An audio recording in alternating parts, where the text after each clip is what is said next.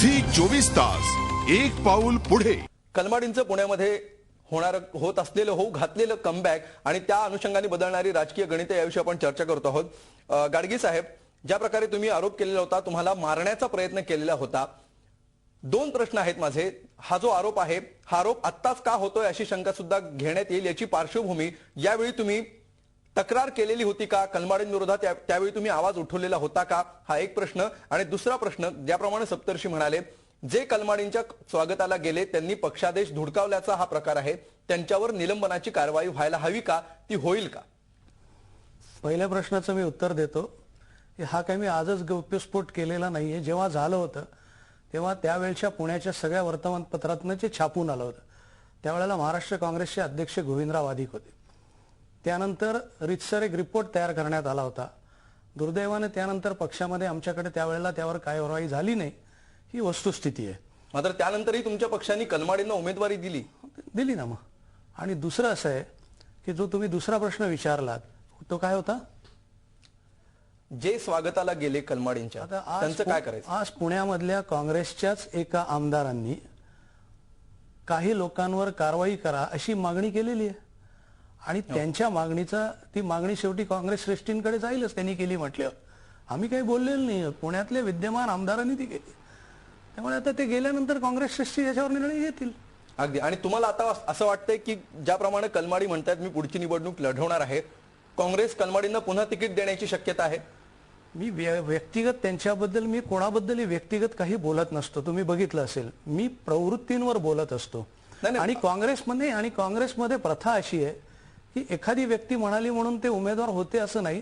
त्याचा निर्णय शेवटी काँग्रेस श्रेष्ठी घेत असतात. नाही, तुम्हाला असं वाटतं का, तुम्ही आता खात्रीशीरपणे सांगू शकता का की जर त्यांच्यावर एवढे आरोप आहेत, 70,000 कोटींच्या राष्ट्रकुल घोटाळ्याचा आरोप आहे, त्यांना ते जर जामिनावर बाहेर आलेले आहेत, पुणेकर ज्यांच्यावर नाराज आहेत, अशा व्यक्तीला काँग्रेस तिकीट देईल असं तुम्हाला वाटतंय का? तुम्ही खात्रीशीरपणे सांगू शकता आता की त्यांना तिकीट मिळणार नाही? पार्लमेंटचं अधिवेशन संपल्यानंतर काँग्रेसच्या पार्लमेंटरी पक्षाची जी बैठक झाली त्यामध्ये काँग्रेस अध्यक्षा सोनियाजी गांधी यांनी जे काय भाषणामध्ये मुद्दे मांडलेले आहेत त्यावरनं त्यांचा आणि पक्षाचा कौल स्पष्ट झालेला आहे. त्याच्यावर मी अधिक कशाला बोलू? म्हणजे मिळणार नाही असं तुम्हाला म्हणायचं? त्याच्यावर मी अधिक कशाला बोलू? काँग्रेस अध्यक्षांनी स्पष्ट काय ते केलेलं आहे. ठीक आहे. बागवे साहेब, तुम्हाला काय वाटतंय?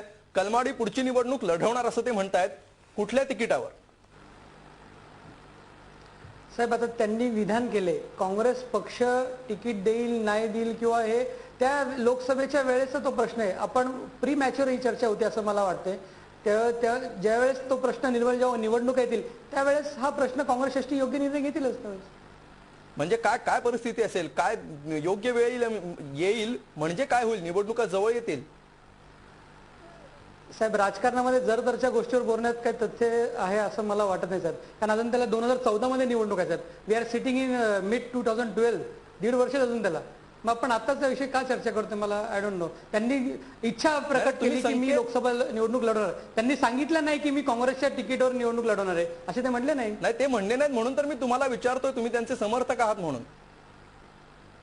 हो, पण साहेब हा पक्षश्रेष्ठीचा निर्णय, हा मी कसं बोलू शकतो की काँग्रेस तिकीट देईल नाही देईल, हे मी कसं सांगू शकतो साहेब? ठीक आहे. सप्तर्षी साहेब काय म्हणतात, काय म्हणायचं तुम्हाला यावर?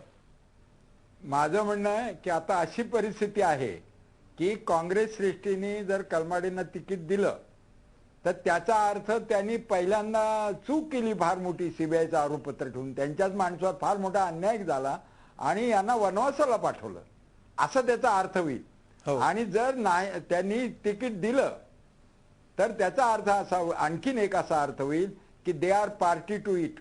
आणि मला वाटतं की कलमाडींची जी राजकीय इच्छाशक्ती शिल्लक आहे त्याचं एकच कारण मला संभवतं की अगदी वरच्या लोकांना सामील करून त्यांनी घेतलेलं असावं आणि त्याच्या जोरात. पण आणखीन एक शंका आहे आणि ती फार महत्वाची की कलमाडींना जर काँग्रेसने तिकीट दिलं नाही तर काय होईल या प्रश्नाचं उत्तर कलमाडींना काँग्रेसने तिकीट दिलं नव्हतं.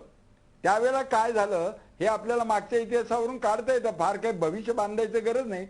कलमाडी हे किती शिव्या दिल्या त्यांना तरी पण एक समर्थ उमेदवार म्हणून त्यांची मान्यता आहे.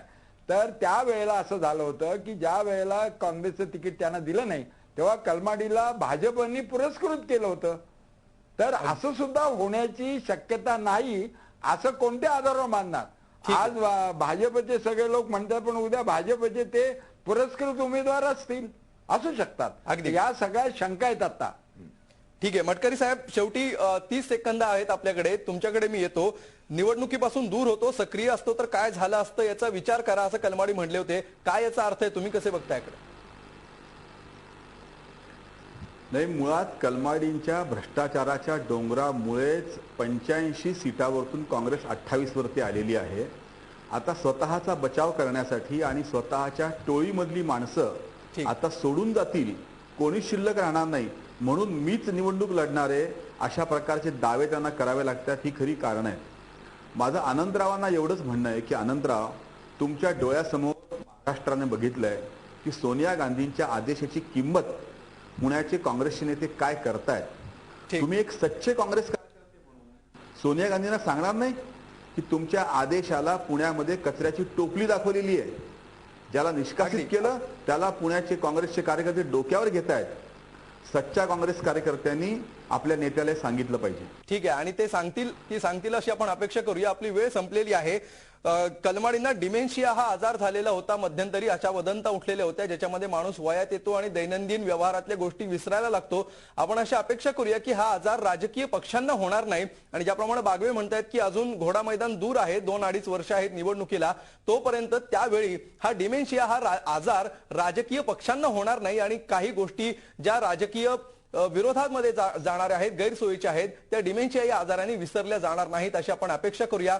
शेवटी पुणेकरांच्या हातामध्ये मतदान आहे. पुणेकर काय कौल देतात हे त्यावेळी सुद्धा महत्वाचं ठरणार आहे आणि ते नेहमीच महत्वाचं राहील. धन्यवाद या चर्चेमध्ये सहभागी झाल्याबद्दल आणि या अत्यंत जिव्हाळ्याच्या आणि महत्वाच्या विषयावर अत्यंत अभ्यासपूर्णपणे चर्चा केल्याबद्दल. रोखोकमध्ये आज इतकंच. ताज्या बातम्यांसाठी पाहत रहा झी24 तास.